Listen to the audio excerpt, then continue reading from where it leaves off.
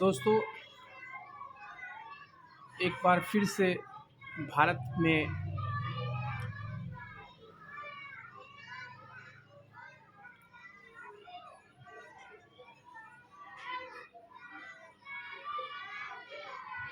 देश की राजनीति में एक बार फिर से एक नया मोड़ और एक नया अध्याय लिखने की कोशिश की शुरुआत हो चुकी है। जी हाँ, हम बात कर रहे हैं बिहार के मुख्यमंत्री नीतीश कुमार की, जिन्होंने एनडीए से गठबंधन तोड़कर महागठबंधन के साथ एक नई सरकार बनाई। और सरकार बनाए हुए भी बहुत दिन नहीं बीते हैं कि एक नया अध्याय शुरू कर दिया है, और वो विपक्ष की भूमिका, यानी कि देश में पीएम की दावेदारी को लेकर के कमर कस ली है और वो अब दिल्ली निकल चुके हैं। सोमवार को ही वो दिल्ली गए और वहाँ राहुल गांधी से मिले। राहुल गांधी से मिलने के बाद क्या उनकी बात हुई, लेकिन ये तो बात समझ में आ रही है कि विपक्ष एकता की जो शुरुआत या पहल वो बिहार से शुरू की गई है कि किस तरीके से आज देश को एक दिशा की ज़रूरत है कि आज बीजेपी की जो सरकार किस तरह से काम कर रही है, महंगाई को लेकर के, बेरोज़गारी को लेकर के, तरह तरह के कानून में बदलाव को लेकर के, ये विपक्ष पे लगातार जो है जिस तरीके से पूरे देश भर में हमला किया गया है, चाहे वो ईडी का सहारा लिया गया हो, सीबीआई का लिया गया हो, इवन कि राहुल गांधी को भी जो है 55 घंटे तक ईडी ने बैठाया, पूछताछ की। बिहार में अभी जो नई सरकार बनी इसमें भी इस तरह का खेल हुआ। तो कुल मिलाकर के पूरे देश भर में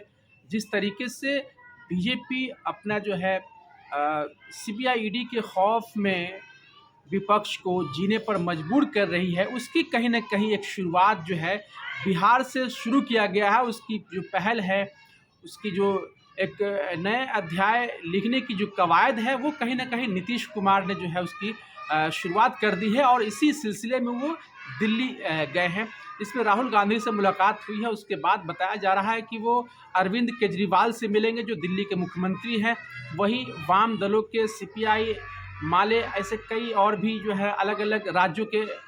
मुख्यमंत्री से उनकी मुलाकात होगी और विपक्षी एकता को मजबूत करने को लेकर के उनकी जो है ये पहली पहल है। अब इसमें देखना है कि क्या नीतीश कुमार को विपक्ष का चेहरा माना जाता है या फिर, क्योंकि इस देश में अगर बीजेपी के बाद या बीजेपी से पहले अगर कोई सबसे बड़ी पार्टी और मजबूत पार्टी है तो वो है कांग्रेस, जो 75 साल में लगभग जो है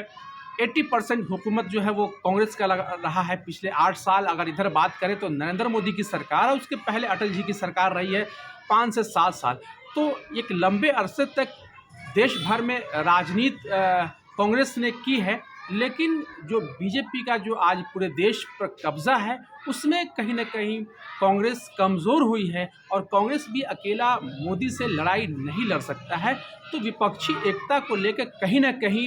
राहुल गांधी या कांग्रेस की सहमति है, तभी नीतीश कुमार बिहार से वो दिल्ली गए हैं और वो राहुल गांधी से मिले हैं। क्या कुछ बात हुई, लेकिन एक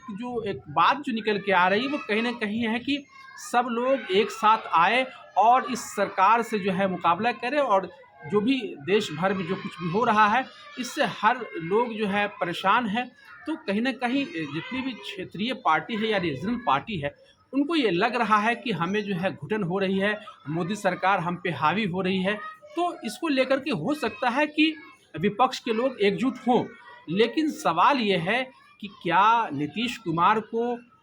तमाम विपक्षी दलों के जो शीर्ष नेतृत्व हैं वो उनको एक्सेप्ट करते हैं? क्योंकि अगर देखा जाए तो देश लेवल पे नरेंद्र मोदी का जो है जो चेहरा बन चुका है, क्योंकि मीडिया ने जिस तरीके से नरेंद्र मोदी के चेहरे को, या अडानी अंबानी, इस तरह के उद्योगपतियों और मीडिया का जो एक बड़ा जो है उनके साथ एक सपोर्ट रहा है, वैसे उसके विपरीत नीतीश कुमार जो है इन सब चीज़ों को मैनेज करने में कितना कारगर और कितना कामयाब होते हैं ये तो आने वाले दिनों में मालूम चलेगा। लेकिन जो एक सबसे अहम और सबसे बड़ा सवाल ये है कि आखिर देश में इतने सारे मुख्यमंत्री हैं, इतनी सारी पार्टी हैं, लेकिन नरेंद्र मोदी के खिलाफ आज तक किसी ने जो है 8 साल में अपना चेहरा देने के लायक कोई अपने आप को नहीं तैयार कर पाया। वो इकलौते नीतीश कुमार है जो खुद 17 साल लगातार जदयू और बीजेपी की जो गठबंधन नहीं है उसको तोड़ करके एक बार फिर से एक बड़ी साहस और एक जो है एक नए तरीके की जो है राजनीतिक समीकरण को साधने की जो कोशिश है वो निकल चुके हैं। तो ये काफ़ी जो है महत्वपूर्ण बात है और बहुत ही दिलचस्प है कि क्या नीतीश कुमार देश के विपक्ष के जो है चेहरा होंगे पीएम के लिए। ऐसे में जो है ये देखना होगा, क्योंकि इसमें बहुत सारे जो है बदलाव, बहुत सारी बात, बहुत सारी कहानी देखने को मिल सकता है, क्योंकि ये इतना आसान नहीं है विपक्ष के लिए, क्योंकि बीजेपी लगातार जो है वो तोड़ने की जो राजनीति है, विधायक को हो या पार्टी को हो, इस तरह की जो राजनीति है वो लगातार अभी भी बीजेपी इतनी मजबूत होने के बावजूद भी हर स्टेट में अलग अलग तरीके से अपना दबाव और अपने पार्टी में ज़्यादा से ज़्यादा जो है विधायकों को शामिल कराना, सरकार बनाना, ये लगातार बीजेपी का चल रहा है। ऐसे में एक बहुत बड़ा चैलेंज होगा नीतीश कुमार के लिए और तमाम विपक्षी पार्टियों के लिए कि किस तरीके से जो है नीतीश कुमार को की अगुवाई में जो है जो विपक्ष है वो कितना आगे बढ़ती है और इसमें क्या क्या परेशानी आती है। क्योंकि नीतीश कुमार के लिए चैलेंज ये है कि देश भर में जितने भी राज्य हैं उन सभी राज्यों के मुख्यमंत्रियों से मिलना, पार्टी के शीर्ष नेतृत्व से मिलना, ये और उनकी सहमति लेना, ये एक अपने आप में बहुत बड़ा जो है चैलेंज है। लेकिन कहीं ना कहीं जो अभी तक जो सुगबुगाहट या जो अभी तक नज़ारा देखने को मिल रहा है, कहीं ना कहीं लगता है कि नीतीश कुमार को चेहरा बनाया जा सकता है, क्योंकि उनका जो चेहरा है वो अभी साफ़ सुथरा है, कहीं से उनके ऊपर कोई दाग नहीं है, वो बेदाग हैं। तो ऐसे में जो है उनकी जो साख है वो देश भर में जो है एक अच्छे लीडर के तौर पर देखा जाता है। तो आगे क्या कुछ होता है इस पर हम आपको अपडेट देते रहेंगे। दोस्तों, अगर मेरा वीडियो ये आपको अच्छा लगा हो तो प्लीज़ मेरे चैनल को लाइक करें, सब्सक्राइब करें और शेयर करें। धन्यवाद।